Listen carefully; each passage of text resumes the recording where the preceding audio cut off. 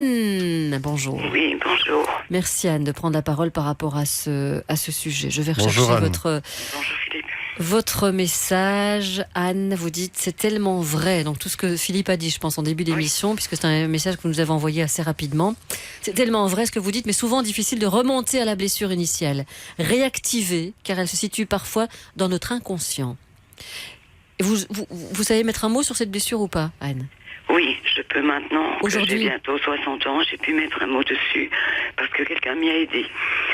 Je n'ai jamais bien compris pourquoi dans ma vie j'étais tellement en recherche de reconnaissance, d'affection, d'attention. Chaque fois que je le demandais ou que je l'exprimais, je n'étais pas entendue. Jusqu'au jour où, il y a peu, on m'a dit que à 2 mois de ma conception, non, 1 mois après ma conception, mon père n'a pas voulu de moi. Je n'étais pas désirée, attendue. Et chaque fois, je crois que ça s'était réactivé, mais c'était inconscient.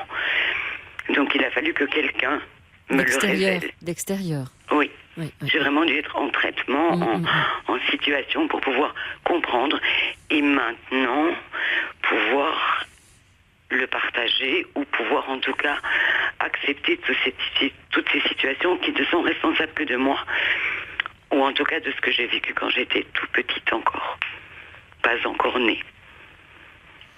Et aujourd'hui, vous avez mis le doigt dessus, que vous savez exactement. Donc mon attente est différente. Voilà. Mon attente n'est plus des autres. C'est moi qui ai à accepter parce que je ne peux plus rien changer à ça. C'était comme ça. Donc maintenant, c'est moi qui dois l'accepter et donc ma façon d'être en relation avec les autres a pu changer grâce à ça. Philippe ? Bien sûr, Anne, parce que accepter, ça vous permet à ce moment-là de faire un point sur la situation, de repartir sur une nouvelle base. Ce qu'elle dit ici, le besoin de reconnaissance, c'est énorme. C'est énorme. On en parle souvent aussi. Beaucoup de gens ont besoin c'est quelque chose qui bouffe d'être tout le reconnus. temps. Exact. Je pense j'ai presque envie de dire qu'on l'a tous. Et c'est à normal. des degrés différents. C'est normal d'être reconnu, d'être accepté bien souvent tel qu'on en est et pas tel qu'on voudrait qu'on soit. Ouais. Et c'est un regard également. Elle dit aujourd'hui, j'ai 60 ans, aujourd'hui voilà, je vais pas dire guérie, mais j'ai compris ce qui s'est passé. Aujourd'hui, je ne suis plus dans l'attente. Mes attentes avec la personne devant moi sont différentes. Vous n'avez pas prononcé le mot attente. Et je trouve qu'il est extrêmement important aussi. Les attentes qu'on a par rapport à l'autre. Les attentes, c'est une demande. Hein ? Oui. Donc on a une demande par rapport à l'autre. Ce qui est important, c'est savoir quelle est cette demande et comment elle s'exprime, la demande, avant de pouvoir la communiquer à l'autre. Mais quand il y a un besoin de reconnaissance, tout est demande. On est d'accord ? Oui, mais alors là, on est parti pour des tas de possibilités dans tous les domaines, si tout est demande. Il doit y en avoir une qui est plus importante qu'une autre, et qui est celle qui est à la base, la source. Bien.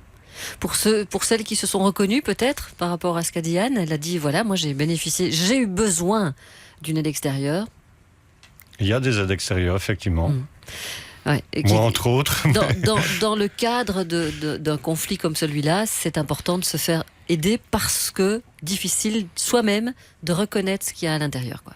Mais quand on est immergé dans quelque chose pour pouvoir réémerger, on ne peut pas s'en sortir tout seul. Il faut une force énorme. Il faut travailler sur ce qu'on appelle les travaux de Boris Cyrulnik. La résilience. La résilience. Mais tout le monde n'en est pas capable. Très peu de gens.